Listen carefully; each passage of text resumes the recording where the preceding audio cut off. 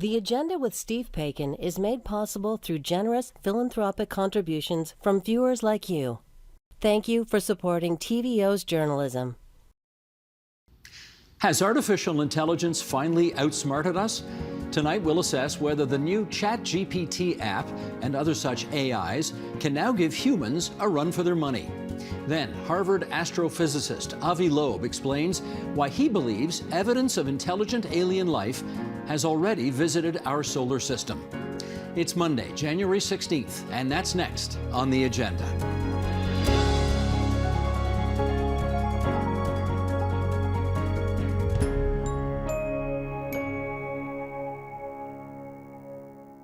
Late last year, a new artificial intelligence app called Chat GPT launched to the public. Who cares, you say? Well, perhaps almost anyone who reads or writes anything on the internet should. What it can do is remarkable and can be almost impossible to distinguish from what a real person might write or create. Is it a watershed moment for humanity or just another nifty technological advance? Let's ask. In Berkeley, California, Alison Gopnik, professor of psychology and philosophy at the University of California at Berkeley. In Vancouver, British Columbia, Gary Marcus, emeritus professor of psychology and neural science at NYU, New York University, and co-author of Rebooting AI. He's also a founder and CEO of Geometric Intelligence, a machine learning company acquired by Uber in 2016. And here in our studio, Gillian Hadfield, professor of law at the University of Toronto and AI chair at CFAR, the Canadian Institute for Advanced Research. She's also a senior policy advisor for the company that created Chat GPT. That's OpenAI. Gillian, delighted to have you here in our studio. Alison and Gary on the line in Points Beyond. Great to have you as well. Normally, I would start by asking one of our guests to sort of explain what this Chat GPT is. But why don't we outsource that and get ChatGPT to do that for us, shall we? We plugged in the info, and here is what it said about itself. In the field of artificial intelligence, a new technology has emerged that promises to change the way we interact with computers. ChatGPT, developed by OpenAI, is a language model that has been trained on an unprecedented amount of conversational text. The result is a system that can understand and respond to prompts in a way that is eerily similar to a human. The potential applications of ChatGPT are varied and far-reaching, but with great power comes great responsibility. As this technology develops, it's crucial that we consider the potential ethical implications and ensure that it is used for the betterment of society. No offense, I'm not sure any of you could have said that any better, but here we go. Alison, start us off. How should we understand this moment in the evolution of artificial intelligence? Well, I think a good way to think about it is as a new cultural technology. In other words, instead of thinking about it as if it was an individual agent, throughout the history of humankind, we've found new ways to take advantage of all the things that the people behind us have done. And if you think about things like writing, or print, or libraries, or internet search itself, those are technologies that let us take advantage of all the other things that other people can do. And I think that GPT, these large language models, are kind of the latest and greatest stage in that development. So what they let us do is take all the words, all the text that people have written over all time, really. It's certainly all the internet. And it lets us summarize those in a way that is effective and lets us interact. I think what it isn't is a new kind of intelligence. Gary, what's your view on that? Oh, I certainly agree with what Alison said. I would say that they're cultural tools, but they're cultural tools that need a warning label. The text that it crafted says that GPT-3 understands things, and then it's eerily similar to people. It is eerily similar to people, but it doesn't really understand what it's talking about, and so it can make a lot of mistakes. For example, if you ask it to write your biography, it will probably make stuff up. If you ask it to do the right kind of math word problems, it will make mistakes on those math word problems.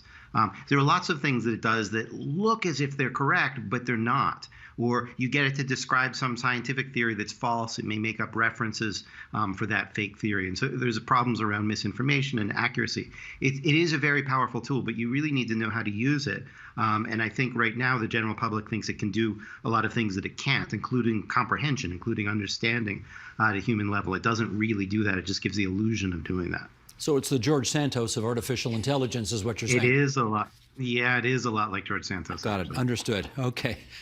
You like that one, Angela? I did, yes. Okay. Yes. What would you add to what our two other guests have said so far? Well, your question, what is this moment in human history? And I think it is a pretty distinctive moment. I think we will look back and say, the release of Chat GPT was a sign of another significant step forward in where we are in the development of artificial intelligence. Some people have been comparing it to like when they first started interacting with the internet or with Google search, which is now decades behind us. I think these things are going very rapidly, and I think that's the piece that I would say. I've been working with OpenAI since 2018. I've been playing with GPT, the underlying technology, for a number of years. But Chat GPT is something beyond that, and I was really stunned by the leap that it makes, just in that conversational sense that you can have it write that, but then you could say, well, say this, or correct the errors that Gary is talking about, or can you give me a source for that, which it won't be very good at doing, by the way, but you interact with it. And it's that interaction that I think is a big leap for this technology. Allison, can ChatGPT actually think and reason? Well, I think it's kind of the wrong question. Here's another question. Can the UC Berkeley Library think and reason and have knowledge? Well, you'd say that doesn't make any sense. Does Google, when you ask Google to find something, does it know that you're trying? Does it really search and find the thing? It's not really that kind of a system. It's not a system that's designed to reason, to think, to understand, because reasoning and thinking and understanding is about how we interact with the world that's outside. It's how we interact with an external world, how we find out new things about it. And the GPT, the large language models, are really ways of summarizing the things that we already know through language. And again, I think I want to emphasize, as Jillian did, that doesn't mean that it's trivial or it's not going to make a giant difference to how people function or how the world functions. If you think about writing and print, they completely changed the way that both societies and knowledge worked.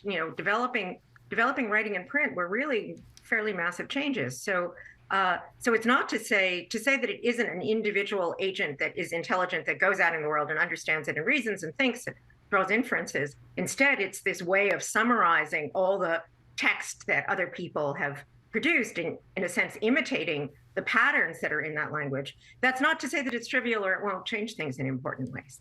Jillian, though, if we go back, let's use the analogy of the internet, or perhaps more particularly social media. At the dawn of social media, there were a lot of people who thought, wow, isn't this fabulous? It's going to democratize and give everybody a voice. And 10, 15 years later, it's a toxic lake of crap, most of it right now. Do you think, and I guess I ask you this as someone who was very much involved with OpenAI, the company that created this, are we being open enough to the downsides of this development? I think we are. I think Gary's right to emphasize the downsides, the risks. But it's what we economists call a general purpose technology, which means it can be used for all kinds of things. So teachers can use it to come up with problem sets for their students. I read about a teacher who had used it to help grade and review student essays or help students write essays. We can use it to summarize information. I actually think the thing that I've started using it for is as a substitute for Google search, because I can ask it about something I don't understand, and then it can give me an answer, and I can say, well, that doesn't quite make sense, or could you explain that a little bit more? So it's going to be used in all kinds of domains. I think probably it's like electricity, all across the board. And so there will be bad uses of it. I think it could superpower some of the negative stuff we see on social media, for example. So I think we are alert. I think we're paying attention to that, and I think we should be paying attention to that. But we don't want to drown the risks. Don't want to let the risks drown out, all the advances that I think we can anticipate from this technology. Our producer on this segment, Eric Bombacino, wanted to have a little fun with GPT, and so He asked it to tell us about the potential dangers, but in the style of the King James Bible. And here's what ChatGPT had to say. Sheldon, you want to bring this graphic up?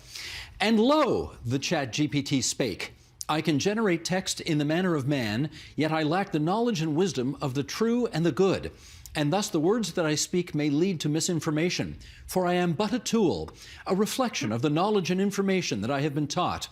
For as the ChatGPT is trained on vast amounts of data from the internet, and behold, not all that is written on the internet is true or accurate, and so the ChatGPT may perpetuate misinformation if it is present in the data upon which it was trained. Gary, I gotta say, that's pretty cool. A simple Google search will often produce links to misinformation. How is AI tech like ChatGPT different from that? Well, one thing, just seeing the quote that you made, is Chat wants to throw the humans under the bus. But the reality is that Chat doesn't always behave in ways that are consistent with the data that's there. So, for example, if you ask it for the average height of the female presidents of the United States, it will just invent female presidents of the United States that don't exist. I've seen systems like this, for example, say that Elon Musk died in a car accident in 2018. And what's interesting about that is that there's a lot of data that are out there that show you that Elon Musk is still alive. So yes, some of the misinformation it creates, for example, about COVID vaccines, is from human beings that have said things that are untrue, and it will simply blindly repeat them. But it also doesn't know how different pieces of things go together. And so sometimes it fabricates things that no human has ever seen before. There's, in fact, lots of examples on my Twitter feed of it doing that. So it actually creates a new misinformation problem beyond the one that's already there. And then it creates a third one, which is that it's so good at creating misinformation that, for example, a Russian troll farm might want to buy itself a copy of GPT-3, which is not, or a knockoff of GPT-3, which is not that expensive, and then use it to accelerate the production of misinformation. So it spreads existing misinformation, it fabricates new stuff, and it accelerates the pace. So that's three things to be pretty worried about there. Jillian is right that there are positives too, but I don't think we can take for granted that the positives are going to outweigh the negatives. There's some pretty serious negatives there. Well, in fact, you've gone further in writing. You've said that systems like these pose a real and imminent threat to the fabric of society. You really want to go that far? I really do want to go that far. The reason is there's the Russian fire hose model of misinformation, which is you just spread so much misinformation that nobody trusts anything anymore. It's not that you want to get across one specific thing, but you just want to create an atmosphere of distrust. And I think that this tool, like the flood the zone with, I guess I can't say the word on the air, that Steve Bannon talked about, this is a tool that can create an atmosphere of radical mistrust. And historically, I think it's authoritarians that have preyed on that atmosphere, and I'm worried about that. Allison, how worried are you that this new technology is going to push us further into a so-called post-truth era? Well, there's an interesting historical analogy. So if you think about when cheap forms of print first appeared in the 18th century, two things happened. One thing that happened was that you could quickly spread messages like democracy and the Enlightenment, and it's no coincidence that Benjamin Franklin was a printer. But another thing that happened that we don't think about very often was that there was exactly the kind of flood of obscenity and libel and misinformation that Gary is talking about. And it was a contributing factor in the French Revolution, for example.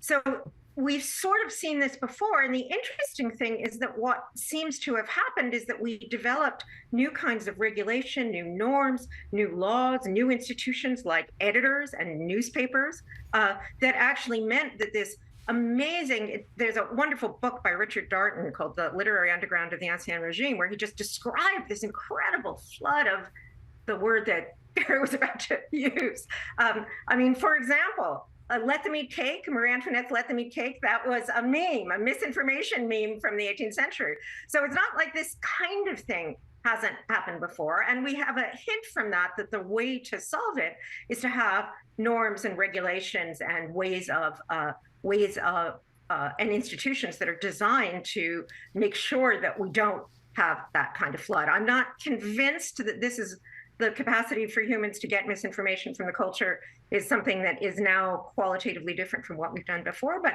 the way that we've dealt with it before is the way that we need to deal with it now. Jillian used the example of electricity, and that's another interesting metaphor, right? So if you sort of imagine it's 1900 and someone says, here's a good idea. Every house is going to have this extremely strong electrical spark in it, which we know sets things on fire. But we're just going to put it in everybody's house and assume that everything will work out fine in the end. Well, it only works out fine when you have, a book of code that's this thick about what you have to do to keep electricity in check. And I think that's an analogy to what will happen with these kinds of systems. Well, let me put that follow-up analogy to Jillian. Are you convinced that we can create a code that thick to make sure that this doesn't take us further down the road of a post-truth era? Well, I think that we're going to have to be a lot more innovative than we have been historically. That is exactly how we've dealt with it before, with text and with codes. And I think these new technologies are demanding that we be as innovative about how we regulate as these technologies are themselves. But I do want to underline the point that Allison's making, which is to say, there have been moments in history where we have significant technologies, and if you even just want to focus on communication and thinking or exchange technologies, and each one of them has put the burden on us to figure out how to regulate, how to make it safe, how to make it beneficial, to lower the risks and increase the benefits. I think it's exactly where we are today. The work that I do is very focused on how are we going to catch up to these technologies, because I don't think that our existing institutions, I don't think it will work for us to write the code like the electrical code, but we need to be thinking about what kinds of methods will work to try and make sure that this technology is producing benefits and not imposing harms. Gary, how hopeful are you that we can, again, to use the same analogy, create a code book this thick to make sure that things like Chat GPT are reliable and trustworthy? I think that we need to do a couple things. I think that we need to make people criminally liable for misinformation if distributed in enough volume. So it's one thing if somebody says one thing that's not true on Twitter, but if people mass produce it, I think we have to hold them criminally liable. And I think we're probably going to need to invent new technologies. The current AI is not very good at detecting misinformation. It's much better at generating it, and that's going to lead to a scale problem that we haven't really encountered before, where there's just much more of it around. And so we might need new kinds of AI that are actually able to process things like, is this valid relative to some ground truth that we can agree on? Let's hear from ChatGPT again when we consider one of the truly terrifying things that I know every university or college professor is considering at this stage of the game. Here we go. It is possible that ChatGPT could be used to generate text that could be plagiarized in universities. Since ChatGPT is able to generate text that is similar to human writing, it could be used to write essays, research papers, or other written assignments without proper citation. Now, that's the technology itself acknowledging that the potential here for mischief is huge. How concerned are you, Jillian, that your students might in the future hand in assignments that have been written by an artificial intelligence? Well, I think it's something for every faculty member to be thinking about, for universities to be thinking about. But that's because I think this technology is going to disrupt the way we conduct our universities and the way we do evaluation and teaching. There are responses to it. We're all going to have to learn, I think, as we see more and more of this type of technology out there, to be clear about representing what is and isn't something that we've produced. If somebody's trying to say, I'd like to see what you're able to do on your own, we're going to have norms around being honest about that. Mm-hmm. That's part of the rules and norms that Allison was referring to. Lying has been a part of human society since there were human societies, and we've had to find ways to control that.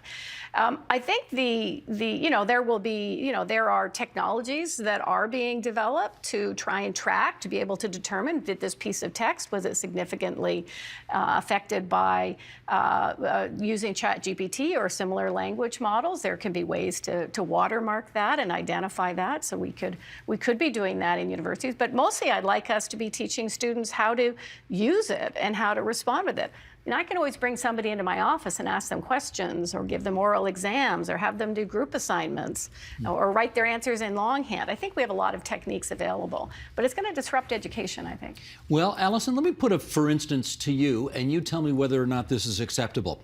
What if you had a student approach you and say, yes, I fess up, I used ChatGPT to get a first draft, but then I went in afterwards and I kind of put it in more of my voice, and I corrected some of the errors that it made. So it's really, at the end of the day, my paper. Would that be acceptable to you? Well, I think it's interesting. One of the things that technology has always done is change what we value. So when you start getting mass-produced objects, you start having a real value for things that are innovative or handmade or different. And I think a good thing that could happen is that the effect of this is going to be that instead of having our value be, did you summarize the stuff that you read, which is something that GPT is, it's did you have a thought that was original and not something that you could have just gotten from reading. And I think lots of us have had the experience of interacting with Chat GPT and feeling like, oh yeah, I've heard that before. That's like that student who hasn't really thought about the material and is just, just spitballing the answer to the exam. That's exactly what ChatGPT sounds like. And we shouldn't really be encouraging our students to do that. What we should be doing is encouraging methods of evaluation that are going to emphasize what is going to become increasingly valuable and human, which is this ability for innovation. I heard a wonderful comment from an artist talking about the DALL-E, which is sort of like the visual equivalent of GPT.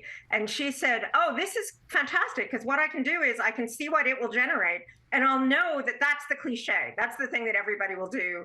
That's the boring thing to do. And whatever it is that I do, it should not be like that. And I'm hoping that we can get a similar norm in the context of the university. If the essay looks like GPT could produce it, then it's not what you want. You want something that goes beyond that. I said to my students, look, if you want an A+ in the course, you have to do something that isn't something that's in any of the rubrics and that I can't tell you about beforehand. And they always act as if that's terribly mean and unfair, but maybe saying you have to do something that GPT can't do would be a good bar. Well, Gary, let me put the same example to you and ask the question this way. What, if anything, do you think would be lost if that first draft were written by GPT, regardless of what editing or fixing or improving a student does after that? Well, I've retired from the academy early, but what I would do if I were teaching right now is I'd say, fine, let Chat write your first draft, but I want the real essay that you write to be a comparison between what ChatGPT has said and what you think is actually interesting. Where has it gone wrong? Where is it cliched? I want the essay to be about the difference between it and what the hypothetical A+ paper would be. I think that we can't bury it. It's out of Pandora's box now, but I think the more that people can reason about it critically and use this as a lesson in critical thinking, the better. The more that we can have people learn about its limitations, learn a little bit about what's special about people, the better. Let's use it as a teachable moment. Jillian. So I think one of the things that's really interesting about this is to think about what is the world that those students are heading into after they graduate in a world that has ChatGPT. And in fact, the type of work that we're going to want from humans is going to be different, because if ChatGPT can summarize something, can produce that B+ answer or a basic summary of existing information, what we want our students to have is that value that they will bring to the work that they do when they graduate, which is precisely as Gary is laying out there. Where is it wrong? Where is it bad? Where's the idea that ChatGPT can't come up with? That's going to be where we want our students to. We actually shouldn't be training them to just spit out, oh, this is what you've read, rewrite it, and put it in a few different words. We actually want them to develop that critical thinking. That's why I think it actually disrupts our education. It puts the pressure on us in the universities and schools to actually make good on our promise that we're teaching critical thinking and those higher reasoning skills that we know ChatGPT is not doing. Let me do a quick follow-up with you on that, because I can't tell whether I'm concerned about this because I'm jealous we didn't have this ability back in the day when I went to university, or whether it just feels like it's cheating. It feels like it's cheating if you've got some other kind of artificial intelligence writing even just a first draft for you. Am I being sticklish about this? It's cheating if what the teacher is trying to do is to evaluate, can you produce an outline from scratch? If that's the skill we think we're teaching and we're trying to evaluate, then yes, that's teaching. But if that's cheating, yes. Mm-hmm. But if what we're trying to do is develop the capacity of critical thinking and innovative reasoning, then it's no longer cheating. It just wasn't working very well. That's all we could do is say, give me an outline. But now we have the capacity to do something even further. We can say, here's an outline. How do you go beyond that? Many of my students can't get to that point because it takes them a semester to figure out how to do the outline. So it's cheating depending on what it is you're trying to evaluate. And maybe we've got to change what we're trying to evaluate. Gotcha. All right, Gary, we're going to do something that comes out of your bailiwick here, because Chat GPT, I guess some are concerned that it's going to start to do the work of knowledge workers. And Gary, you wrote about this. This is from Henry Minsky, who asked ChatGPT to describe losing your sock in the dryer in the style of the Declaration of Independence from the United States. And here's what GPT came up with. When in the course of household events, it becomes necessary for one to dissolve the bonds that have connected a sock to its mate, and to assume among the powers of the laundry room the separate and equal station to which the laws of physics and of household maintenance entitle it, a decent respect to the opinions of socks requires that it should declare the causes which impel it to go missing. We hold these truths to be self-evident, that all socks are created equal and are endowed by their manufacturer with certain unalienable rights. Now, folks, that's pretty good, I gotta say. That's not bad at all. Are we at the point, Gary, where AI can write articles, can create content, can create television or movie scripts on a par with human writers? Well,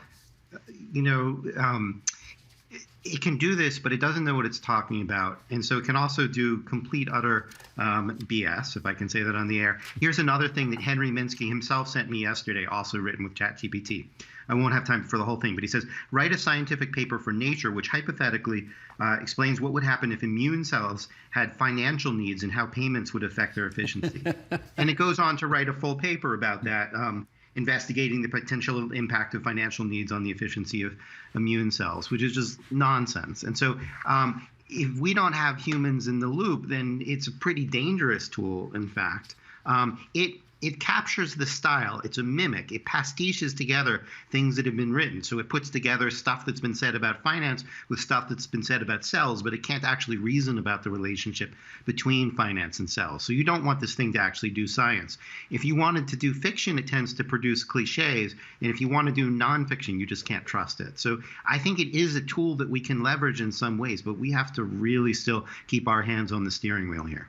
Allison, do you see a possibility somewhere down the road that AI could create something original and innovative? Well, I think it's unlikely that it could do it just based on text, just based on these very, very large language models. Now, if you think about how intelligence developed in the natural world, it develops when organisms are interacting with the real world, or doing things, or exploring, or trying to find things out in the world. I study young children, and that's what you see young children doing. And I think it's more likely that if you're going to see something that's like real intelligence, it's going to come from that kind of, those kinds of systems that actually have to go out and interact with the world and learn things.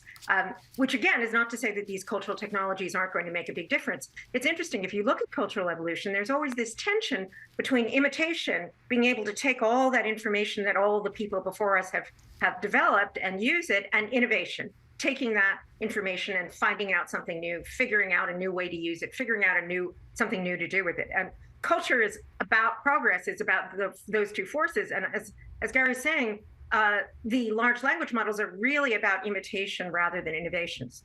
But I think there's also an interesting thing to just remember, which is that it's always true that the technologies that we're dealing with as adults seem disruptive in a way that they don't if you think about what happened before you came on the scene. So I think an interesting example with writing is I am old enough to remember when you wrote with longhand on a legal pad, or maybe you typed on a typewriter.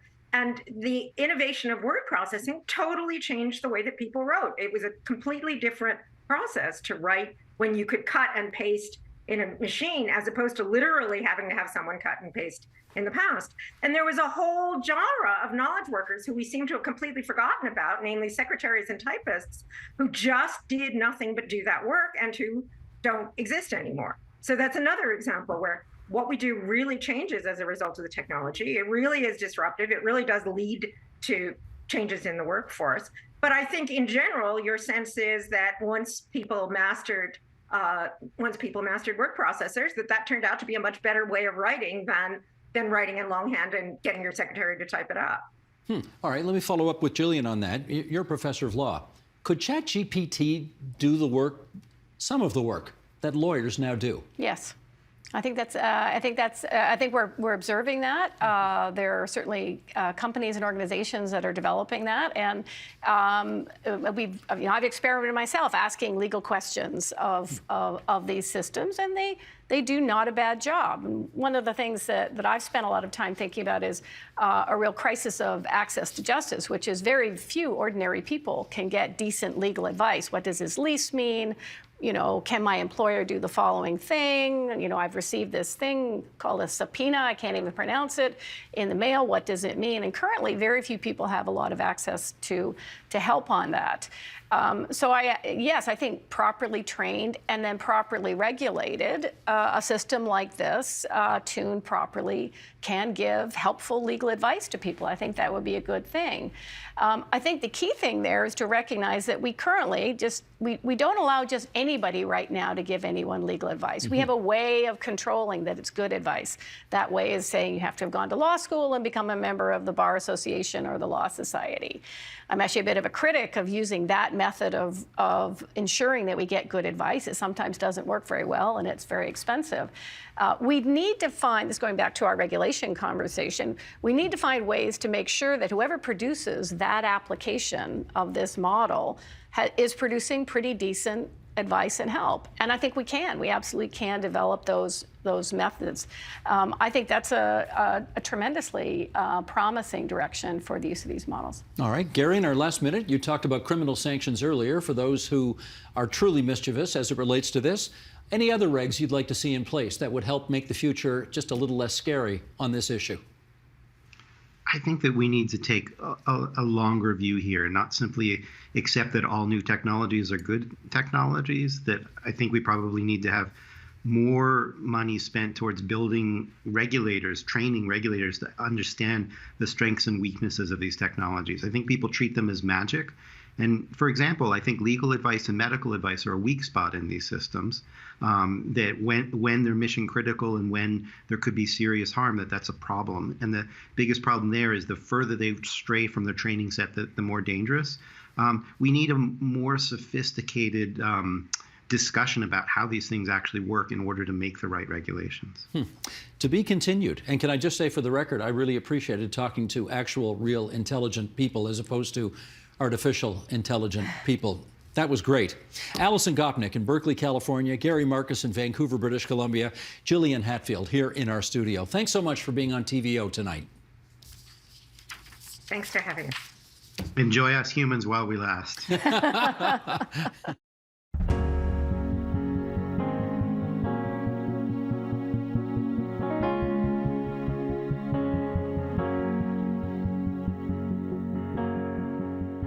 Science fiction enthusiasts have long contemplated and perhaps hoped for signs of intelligent life elsewhere in the universe. Talk of aliens in real life, on the other hand, has often been met with snickers or even derision.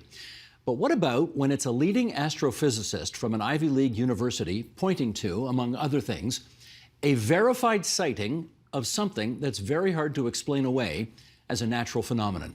With us to make the case is Avi Loeb. He is the author of Extraterrestrial, the first sign of intelligent life beyond Earth. He is the Frank B. Baird Jr. Professor of Science at Harvard University, where he chairs the Astronomy Department and directs the Black Hole Initiative. Avi Loeb joins us now from the place they call the hub of the universe. That's Boston, Massachusetts. And it's great to have you on our program tonight. How are you doing, Avi? I'm doing great. Thanks for having me. And there is no center to the universe. Sorry to break the news. Well, that'll come as news to people in Boston because they call themselves the hub of the universe, as you and I both know. Let's start with an excerpt of your book here, shall we? Are we alone, you ask? Over time, this question has been framed in different ways. Is life here on Earth the only life in the universe? Are humans the only sentient intelligence in the vastness of space and time? A better, more precise framing of the question would be this. Throughout the expanse of space and over the lifetime of the universe, are there now or have there ever been other sentient civilizations that, like ours, explored the stars and left evidence of their efforts? I believe that in 2017, you write, evidence passed through our solar system that supports the hypothesis that the answer to the last question is yes. Okay, as we unpack that, let's check the history here. Within your field, how seriously has this question of extraterrestrial life, in your view, been taken? Not sufficiently seriously, because that's one of those questions that will affect the future of humanity, our aspirations in space, the way we perceive our place in the universe, our goals, and our long-term future. And so on a question like that, we should invest most of our resources. Instead, what happens is the mainstream studies, for example, the nature of dark matter, which is an important question. Most of the matter in the universe is not fully understood. The nature of it is not known. But we invest billions of dollars trying to figure out what it is. That would have relatively minor impact on our daily life. Now, what we know is that the sun is a relatively late bloomer, that most stars formed billions of years before the sun. And moreover, a substantial fraction of them, somewhere between a few percent to 100%, have a planet the size of the Earth, roughly at the same separation. So Albert Einstein was not the smartest scientist who ever lived since the Big Bang, 13.8 billion years ago. It's very likely that there was a smarter scientist on an exoplanet around another star billions of years ago. And the civilization who benefited from the wisdom of that scientist could have sent probes that by now would have filled the Milky Way galaxy. In fact, I calculated the other day that if we were to invest all the resources that we now put into military expenses in exploring space, we could populate 20 stars with 1 million CubeSats every year. And within 1 billion years, we will fill up the Milky Way galaxy with 1 million CubeSats around every star. So the question is, do we live in such a reality? I mean, it's very likely that there was a civilization before us, given that there are tens of billions of other stars, like the sun, that predated the sun. And then even if one of them was peace-loving and space exploring rather than engaged in fighting, then, you know, we could live in a reality where probes are around us and we have packages in our mailbox. And instead of trying to listen to radio signals, as we did in the past 70 years, just like waiting for a phone call, we could search our mailbox and look for packages. I think the way you put it in the book was we'd have to be awfully arrogant, given the way you've just described it, to assume that we're the only intelligent life forms in this vast universe and galaxy of ours. Fair to say? Definitely. We tend to think that we are at the center of the stage. We thought that we are at the center of the universe. And as you said, Bostonians still think so. But in fact, we now know that the Earth moves around the sun. Just recently, there was an image of the Earth moving around the sun from the Orion spacecraft that moved behind the moon. And so we know that, and we also know that we arrived late, just over the past few million years. The human species came to exist, and that's a small fraction, 1 part in 100 million of the time history of the universe since the Big Bang, 13.8 billion years of history. So if you arrive late to a play and you are not at the center of the stage, the play is not about you. And that's a very simple message that we fail to understand, because my colleagues still consider the possibility of an intelligent species out there that predated us to be an extraordinary claim. I say, you know, it's arrogant of us to think otherwise. It's not extraordinary at all to think that someone like us existed. Well, let me take you back not 13 billion years, but 5 years and a few months. October 19th, 2017. What happened? A telescope in Hawaii called Pan-STARRS that was constructed to find near-Earth asteroids, rocks that could endanger our existence here on Earth. We know that the dinosaurs were killed by an asteroid the size of Manhattan Island that collided with Earth 66 million years ago. We want to prevent it, so we are monitoring the sky. And Pan-STARRS, this telescope in Hawaii, was looking for near-Earth objects. It tagged one of them on October 19th, 2017. And then when analyzing the data, it became clear that this object is moving too fast to be bound to the sun. And so it came from outside the solar system. That was the first interstellar object given the name Oumuamua, which means scout in the Hawaiian language. And at first, everyone thought, oh, it's a rock from another star, just like the space rocks, the asteroids, the comets that we see in the solar system.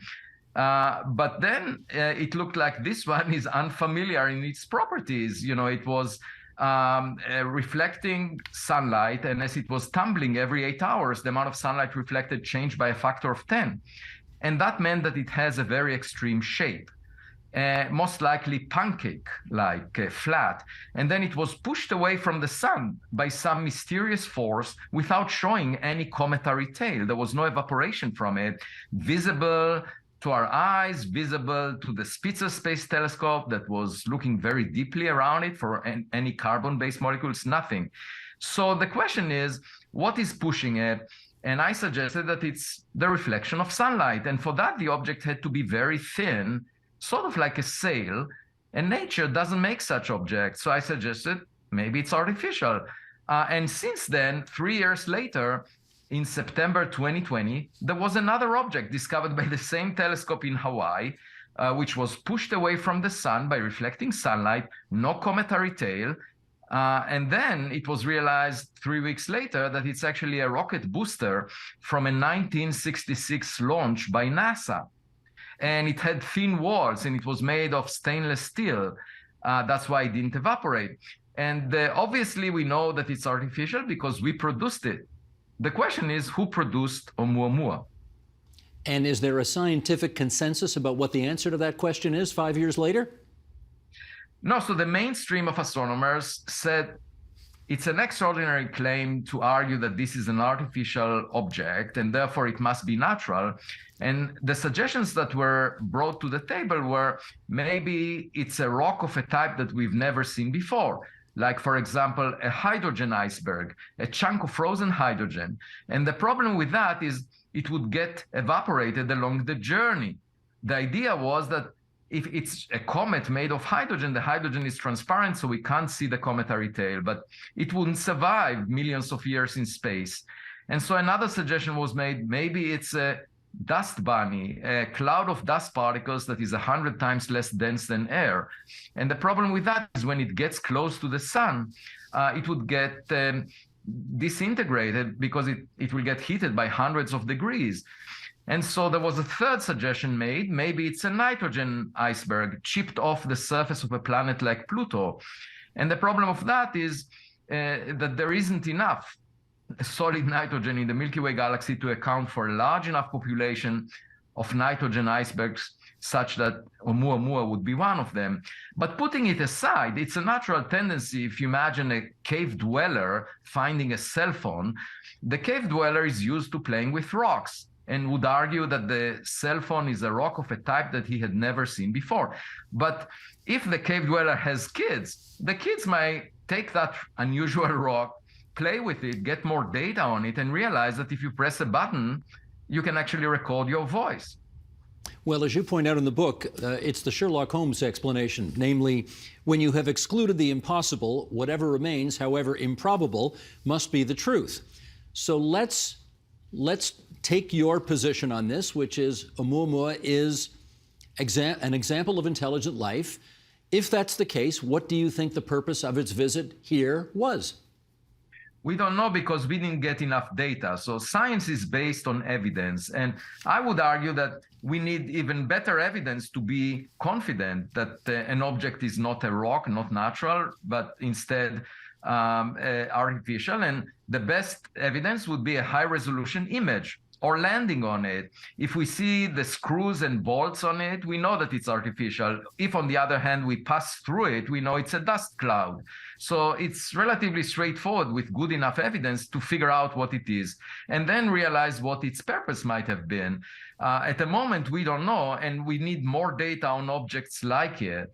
And but I would say that this basically intrigues me enough to establish a research program that looks for artificial objects from other civilizations. And I established it after my book was published. It's called the Galileo Project. A few multi-billionaires came to the porch of my home and gave me research funds that I'm using. And I'm very excited to mention that with my student, we discovered 2 meteors. These are objects that collided with Earth that arrived before Oumuamua. One of them in January 2014, and the second in March 2017.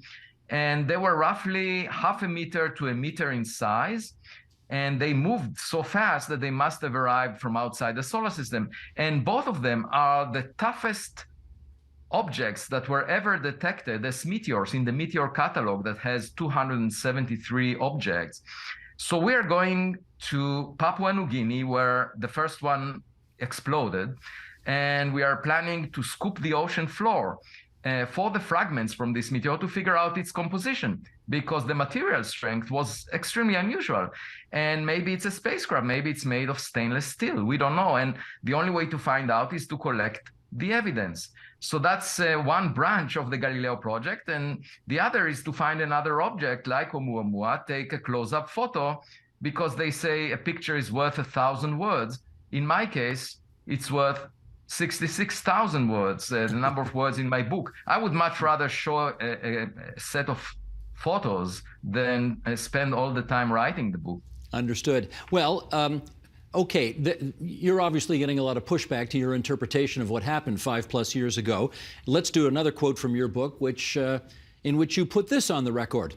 The fact that scientific consensus strongly favors the more conservative and restrictive of these 2 possibilities, the explanations, says less about the evidence than it does about the practitioners and culture of science itself.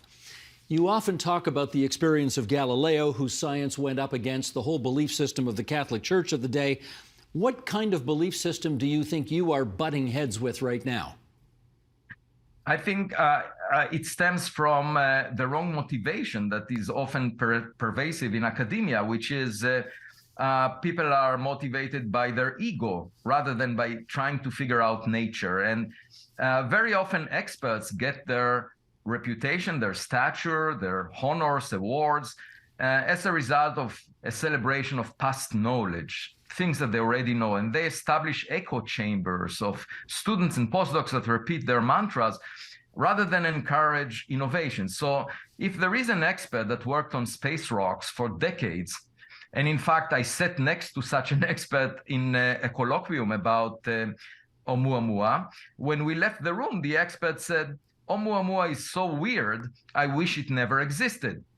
And why would he wish that it never existed? Because it threatens the past knowledge that we have, and in a way it alerts us to something new. And there is a lot of resistance to that because of people's egos and because they were not involved in the discovery, and so they would try to push back to sort of shove it under the rug and move on and argue that it's natural, just like all the previous rocks that we had seen.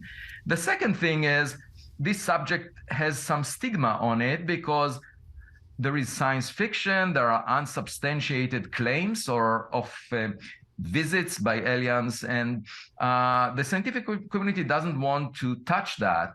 And that's, again, the wrong attitude, because 1,000 years ago, there were people arguing that the human body has a soul, and therefore it shouldn't be dissected. There shouldn't be any medical operation. And obviously, we know that to be wrong. And but if scientists were to say, okay, we don't want to touch this subject because it's controversial, then we wouldn't have modern medicine the way we have it.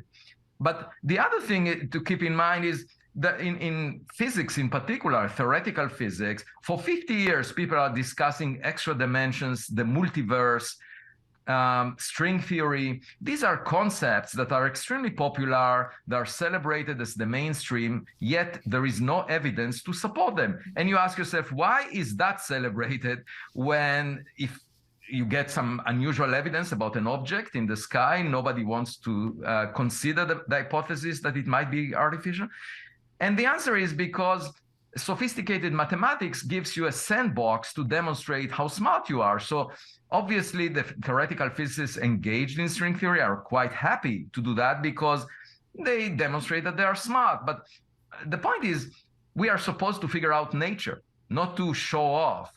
And that's what I find missing. And very often I see myself in this context, like the kid in Hans Christian Andersen's story, saying the emperor has no clothes.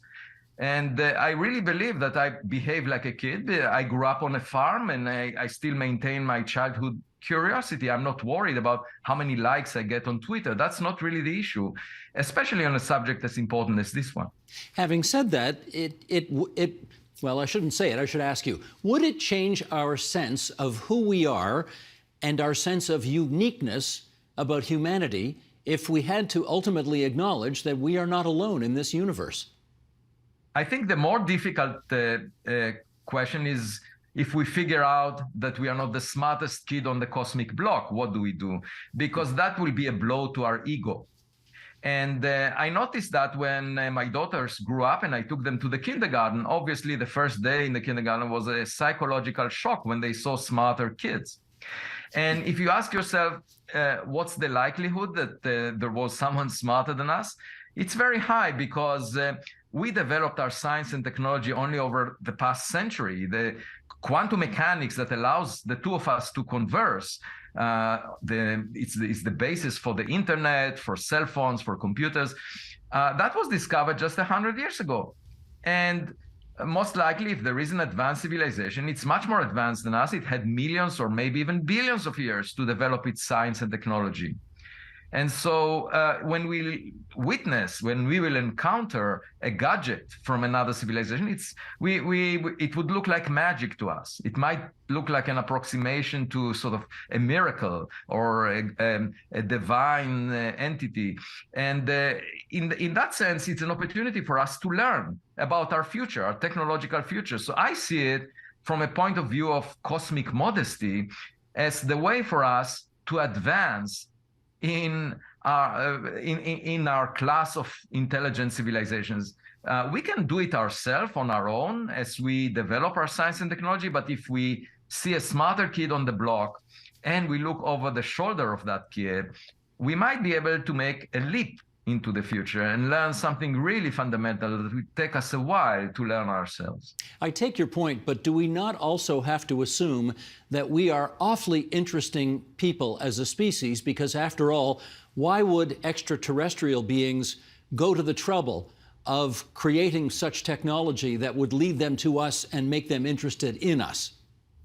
No, they would not arrive here because they were interested in us, because humans, the human species started a few million years ago, and any such trip, if it's propelled by chemical propellants, any such trip would have started, 500 million years ago if it came from the edge of the Milky Way galaxy, and that's a long time ago. The Earth was not that interesting at that time.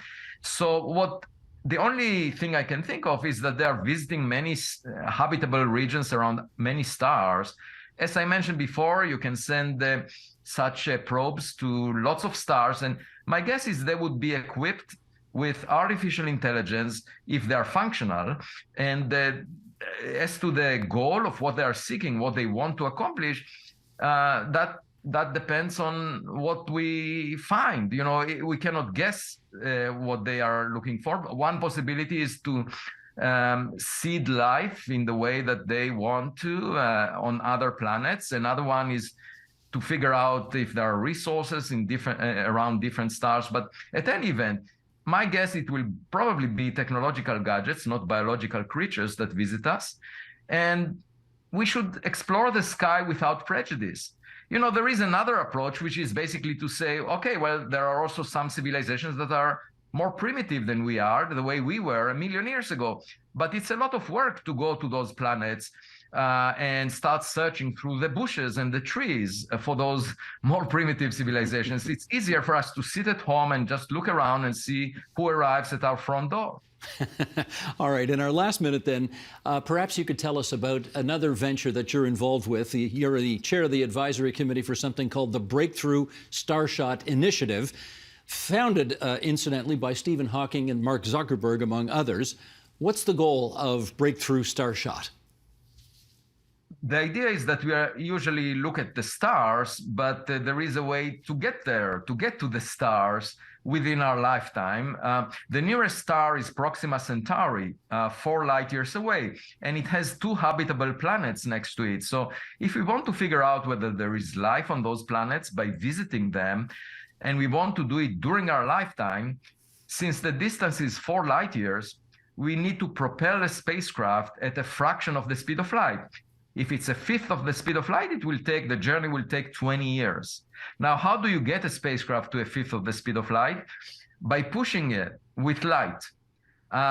Chemical rockets are very limited in their speeds, up to maybe 1% of the speed of light. So the idea here, the concept is to have a very thin film of material the size of a person that weighs a few grams and being pushed by a powerful laser from Earth to a fifth of the speed of light, going in the direction of Proxima Centauri, arriving there with a camera within 20 years. That's the concept, and we are working on the technologies necessary to make it real.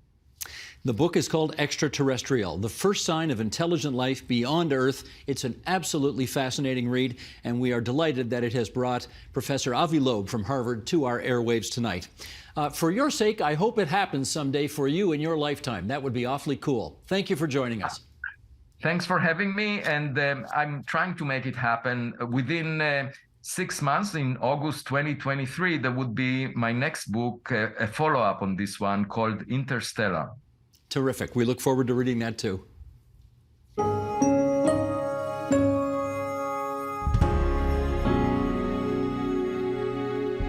And that is the agenda for Monday, January 16th, 2023. As rental housing costs keep rising, some advocates argue it's time for government to get back into the business of building affordable housing. We'll debate that tomorrow. Also, why some Ontario mayors say big property tax hikes are now inevitable. I'm Steve Paikin. Thanks for watching TVO, for joining us online at TVO.org, and we'll see you again tomorrow. The Agenda with Steve Paikin is made possible through generous philanthropic contributions from viewers like you. Thank you for supporting TVO's journalism.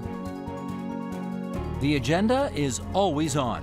To catch up on conversations from this week or any week, visit our website, tvo.org/theagenda, or our YouTube page at youtube.com/theagenda. It's all there for whenever you want to watch.